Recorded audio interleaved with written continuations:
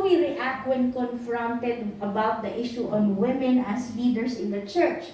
First, sabi natin, tignan natin yung denomination, tignan at intindihin natin yung denominational statement of beliefs. And second, I encourage everybody to memorize these scripture references. 1 Timothy chapter 2 verses 11 to 15 and 1 Corinthians 14:34 to 35.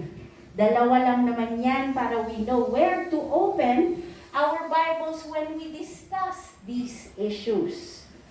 We need to show that sa Bible tayo pumupunta kung merong hindi pagkakaintindihan o pagkakaunawaan. Hindi tayo nagbubukas ng YouTube or FB or Twitter para tignan kung ano ang opinyon ng mga nakakarami. We need to show we are careful that we do not twist the scriptures. We do not read our opinions in the verses. We do not ignore the context of the passages. We will go over each verse para hindi tayo magulantang kung i-confront tayo with scripture.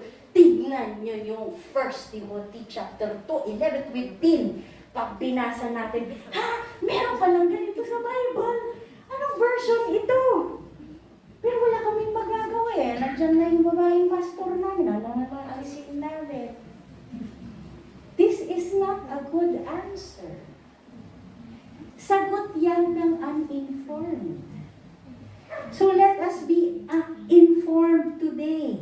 Now, I tried to print as many versions as I can in your sermon outlines, kaya sana yung version ng mga katabi nyo in the sermon outline is different from yours so that you can compare.